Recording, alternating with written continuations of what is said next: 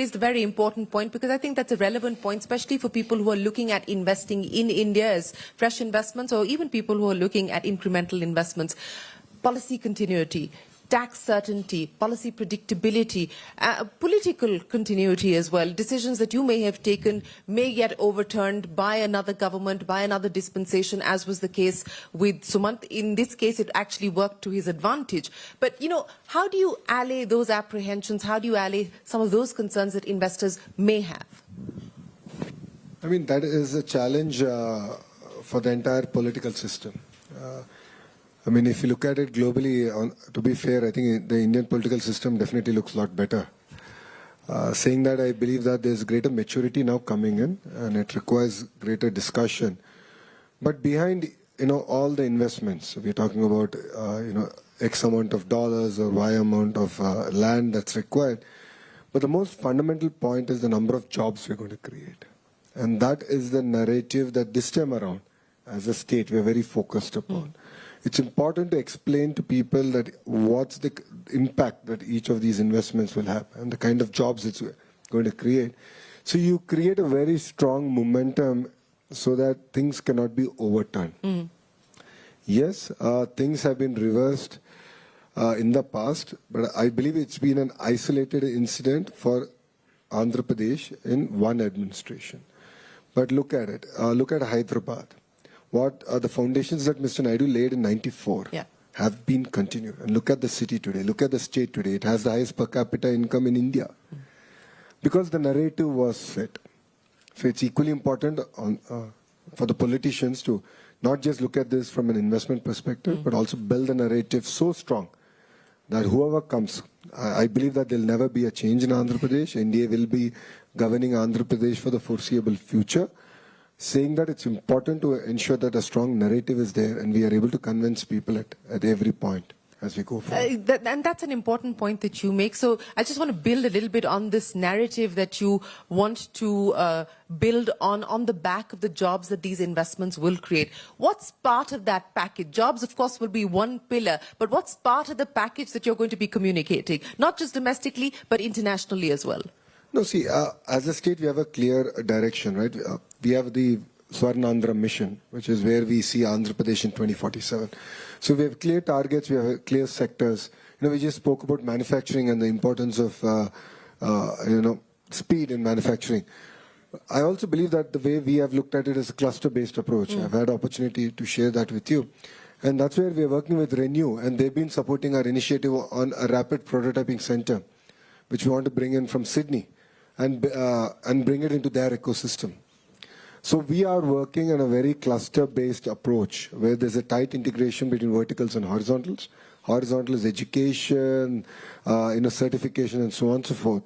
Verticals are all the different components and the players who are there who make up the entire ecosystem, which I truly believe is missing in India as we speak. And that's why we are struggling with manufacturing. We are not at the pace at which we should be as a nation.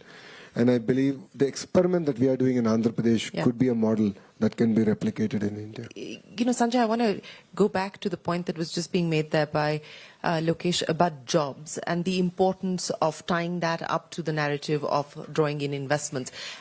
There's a lot of concern around AI and what AI could do to jobs, but equally there's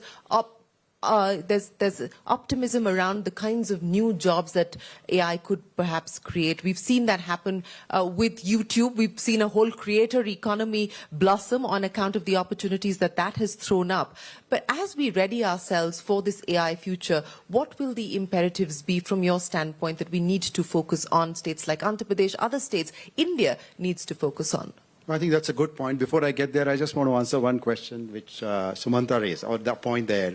He has Lokesh's number, I don't. But still, I'm going to get you to start a WhatsApp group now. The speed is still the same. I think the point is, I think the governance is working because of transparency and commitment to get investment going. And that's a good point in favor of what Andhra is able to pull off.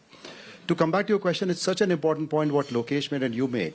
I think AI needs to be deployed not only for business productivity, but for governance in the state. And I think that's an important thing we shouldn't lose sight of. And what do people want in society? They want good governance, they want jobs, they want better incomes. And I feel AI-powered governance is the really way forward. And I have 4 themes around there, which I'll call AI-powered, what I call Seva. The S stand for Sarkar. Run a better Sarkar.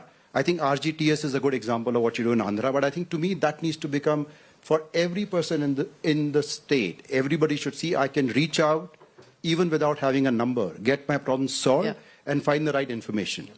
Second is E, which is e-safety or e-security. The biggest issue in the future would be that will be the challenges on cybersecurity and information and data. How do you ensure that AI is used to power that? The third is W, which is workforce. We need to have AI-ready workforce. We need to get our young children to use AI from a young age, and teachers, so that we have that workforce ready from 5 years and 10 years from now. And third is what I call A is agriculture, health, mobility, but transform all these. Because we can improve productivity of agriculture using AI. We can transform health using AI. We can transform mobility using AI, or urban development using AI. So I feel we need to get ready together as basically whether it is people who are creating applications or people like us or governance to do AI Seva, to really make a difference. If society is happy, if people are happy, if I earn more money, then I'm willing to believe and invest more time and energy. No, absolutely. That's a great point that you make. Technology for the sake of technology has no purpose. It has to be put to use for people. I'm going to get wrap-up comments from each one of you. And Jatin, let me start by asking you, since we're talking about the fast lane, investing at the speed of growth, you're a numbers man. So what is the one number that we should focus on from the state's point of view that they should get done? From state's point of view, not from Cognizant point of view? Both. It could be Cognizant and what Cognizant can do for the state. I think jobs is one thing, but I would say slightly differently. I think, as I mentioned, rebirth of services. I think what we should see is what we are getting to Vizag in terms of different services, newer services, which can run for another 25 years, which can create next set of entrepreneurs and next set of professionals that IT services creators started from here. So I think the key is not so much quantitative to your question, but qualitatively why the new services should come to Vizag. And I'll just take one more minute. The fear of, I can assure you people sitting in this room and watching that, take this fear of jobs around AI out. We have been here when package implementation first came, people said, you are doing all application development. If now there is SAP Oracle, who will come to you? When cloud came, we were managing millions of network elements, databases, and servers on premise. People said, who will come to you now for infrastructure management? Now it's cloud. So why AI should be different? Let's just take on. We have built an industry which has grown every year for the last 25 years. AI, I'm telling you, is a rebirth. It's a rejuvenation of the industry that we want to bank on. Well, so don't get carried away by the obituaries that are being written on account of AI, of many sectors and many jobs and tasks. So Ketu, your prescription for the road ahead. I think the simple prescription is, I think Lokesh said something really important. How do you build the ecosystem that can deliver on a particular vertical? So let me give you an example. I can go to Shenzhen and design a drone, get the software for it, scale it up, and launch it in 4 weeks or less. So the first thing is to decide which areas are you going to compete on. Now, what does it require? I'm a supply chain guy, so it's a pretty boring business. We go all the way from product design to planning to distribution to assembly to energy and bring it all together. And then the last most important thing is talent. There is no shortage of talent in India right now. But the other areas, you have to decide that I'm going after this sector and I'm going to reduce the time. I would say anything that takes longer than 12 weeks to execute is too long. What used to be years is months. What used to be months is weeks. And what used to be weeks, Google has, I think they've changed the time clock. It's what, milliseconds, nano? I don't know what they did, but it runs faster. So those are what I would call strategic choices to make if you're going to take advantage of what you have. And we have seen it consistently that if you do that, the payoff is non-trivial. It's not a linear payoff model. It's an exponential payoff model. But Sumant? it's a choice. It is a choice. You're absolutely long-term decisions indeed, and ones that have to be strategic and smart. Lokesh, I'll give you the final word then. If we are going to head on to the fast lane, where are we today in terms of which gear you believe the government is at, and which gear would you like to be, and how soon can you get to that? Before I answer your question, I think what Sumanji said is a very, very important point. And that's where CM came out with this P4 program. So in the past, we had P3, a private-public partnership. Now add people to it. Yeah. Look at any developed country, right? The gap between the haves and have-nots are just growing. And that's where we believe that all of us have a greater role to play, a greater commitment to society. It's part of our Indian culture.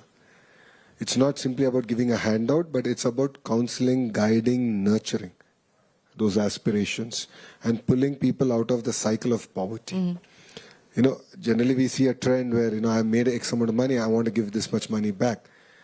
Yes, that is important, but more important is people committing time to pull people out of that cycle. So that's something that we are pioneering in the state of Andhra Pradesh, and it's a passion project again for our Chief Minister, Mr. Naidu. So as a state, coming back to your question, I believe we are still in second gear. I don't believe we are in the sixth gear. I see that my secretary has walked out on me now. But I believe this is the beginning. This is the new India. I believe that India can show the way. I believe that India can lead in clear sectors. And if India has to lead, states have to lead. And states like Andhra Pradesh have a very, very important role to play. And I keep telling my entire team, the group of ministers which I chair, that there is, if no risk, no reward and no story. We heard 3 stories today, and all this happened in 18 months because all of us together decided to challenge what the norm is. So that is the new Andhra. So 5 years on, what would the Andhra Pradesh story look like? So the aspiration, so we have about 1,000 projects in pipeline now, and our focus, as all the leaders on the dais have said, is to focus on execution. This, we believe, will actually take us to the $500 billion mark in terms of GDP. So that is what I believe the true outcome by which we want to measure ourselves. And again, just to go back, as Sinaji has said, it's important now to look at whether these fruits of these outcomes are actually translating down all the way to the farmer, to the housewife who's taking care of the house really well. We have to ensure that this translates to them. It creates, improves the quality of living and improves the per capita income.